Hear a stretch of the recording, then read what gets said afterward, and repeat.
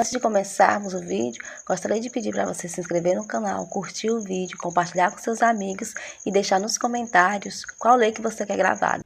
Capítulo 15. Do recurso administrativo e da revisão. Artigo 56. Das decisões administrativas, cabe recurso, em fase de razões de legalidade e de mérito. Parágrafo 1º. O recurso será dirigido à autoridade que proferiu a decisão, a qual, se não a reconsiderar no prazo de 5 dias, o encaminhará à autoridade superior. Parágrafo 2º. Salvo exigência legal, a interposição de recurso administrativo independe de caução. Parágrafo 3º. Se o recorrente alegar que a decisão administrativa contraria enunciado da súmula vinculante, caberá à autoridade prolatora da decisão impugnada, se não a reconsiderar, explicitar, antes de encaminhar o recurso à autoridade superior, as razões da aplicabilidade ou inaplicabilidade da súmula, conforme o caso. Artigo 57. O recurso administrativo tramitará no máximo por 3 instâncias administrativas, salvo disposição legal diversa.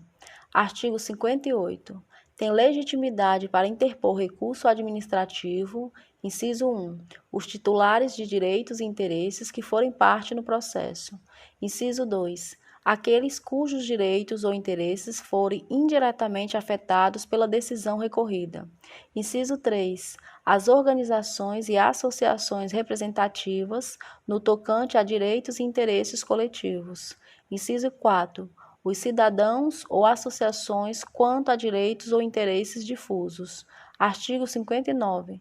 Salvo disposição legal específica, é de 10 dias o prazo para interposição de recurso administrativo, contado a partir da ciência ou divulgação oficial da decisão recorrida. Parágrafo 1º.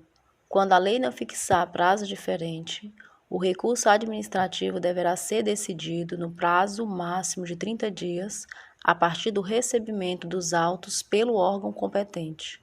Parágrafo 2º. O prazo mencionado no parágrafo anterior poderá ser prorrogado por igual período, ante justificativa explícita. Artigo 60. O recurso interpõe-se por meio de requerimento, no qual o recorrente deverá expor os fundamentos do pedido de reexame, podendo juntar os documentos que julgar convenientes. Artigo 61. Salvo disposição legal em contrário, o recurso não tem efeito suspensivo. Parágrafo único. Havendo justo receio de prejuízo de difícil ou incerta reparação decorrente da execução, a autoridade recorrida ou a imediatamente superior poderá, de ofício ou a pedido, dar efeito suspensivo ao recurso. Artigo 62. Interposto o recurso, o órgão competente para dele conhecer deverá intimar os demais interessados para que, no prazo de 5 dias úteis, apresentem alegações. Artigo 63. O recurso não será reconhecido quando interposto, inciso 1, fora do prazo, inciso 2, perante órgão incompetente, inciso 3, por quem não está legitimado, inciso 4, após exaurida a esfera administrativa. Parágrafo 1º. Na hipótese do inciso 2, será indicada ao recorrente a autoridade competente, sendo-lhe devolvido o prazo para recurso. Parágrafo 2º.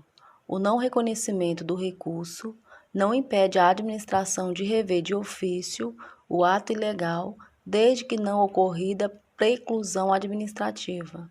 Artigo 64. O órgão competente para decidir o recurso poderá confirmar, modificar, anular ou revogar, total ou parcialmente, a decisão recorrida, se a matéria for de sua competência. Parágrafo único.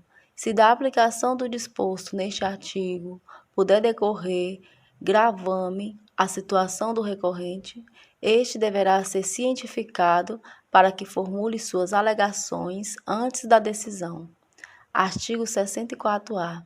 Se o recorrente alegar violação de enunciado da súmula vinculante, o órgão competente para decidir o recurso explicitará as razões da aplicabilidade ou inaplicabilidade da súmula, conforme o caso. Artigo 64-B. Acolhida pelo Supremo Tribunal Federal, a reclamação fundada em violação de enunciado da súmula vinculante, dá-se-á ciência à autoridade prolatora e ao órgão competente para o julgamento do recurso, que deverão adequar as futuras decisões administrativas em casos semelhantes, sob pena de responsabilização pessoal nas esferas civil, administrativa e penal. Artigo 65. Os processos administrativos de que resultem sanções poderão ser revistos a qualquer tempo, a pedido ou de ofício, quando surgirem fatos novos ou circunstâncias relevantes suscetíveis de justificar a inadequação da sanção aplicada. Parágrafo único. Da revisão do processo não poderá resultar agravamento da sanção. Capítulo 16. Dos prazos. Artigo 66. Os prazos começam a correr a partir da data da cientificação oficial, excluindo-se da contagem o dia do começo e incluindo-se o do vencimento. Parágrafo 1º. Considera-se prorrogado o prazo até o primeiro dia útil seguinte, se o vencimento cair em dia em que não houver expediente ou este foi encerrado antes da hora normal. Parágrafo 2º. Os prazos expressos em dias contam-se de modo contínuo. Parágrafo 3º. Os prazos fixados em meses ou anos contam-se de data a data, se no mês do vencimento não houver o dia equivalente àquele do início do prazo, tem-se como termo o último dia do mês. Artigo 67. Salvo motivo de força maior devidamente comprovado, os prazos processuais não se suspendem. Capítulo 17. Das sanções. Artigo 68. As sanções a serem aplicadas por autoridade competente terão natureza pecuniária ou consistirão em obrigação de fazer ou de não fazer, assegurado sempre o direito de defesa.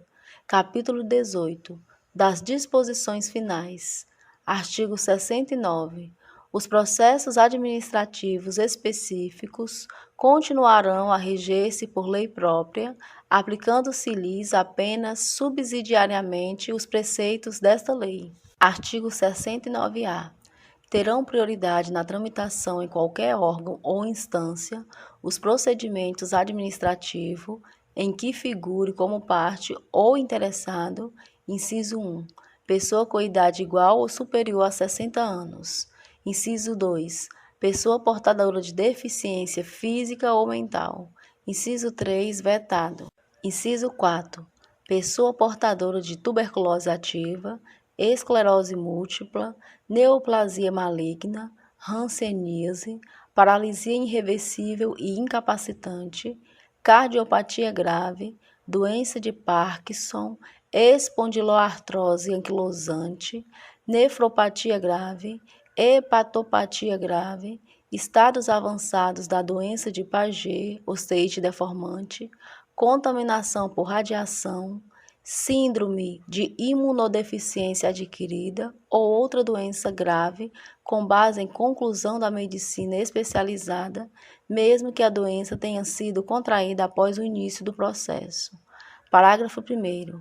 A pessoa interessada na obtenção do benefício, juntando prova de sua condição, deverá requerê-lo à autoridade administrativa competente, que determinará as providências a serem cumpridas. Parágrafo 2º. Deferida a prioridade, os autos receberão identificação própria que evidencie o regime de tramitação prioritária. Parágrafo 3º. Vetado. Parágrafo 4º. Vetado. Artigo 70.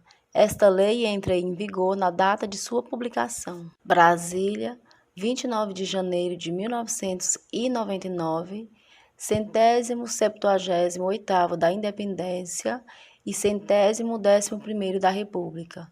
Fernando Henrique Cardoso, Renan Calheiros, Paulo Paiva. Este texto não substitui o publicado no Diário Oficial da União de 1º de fevereiro de 1999 e retificado em 11 de março de 1999.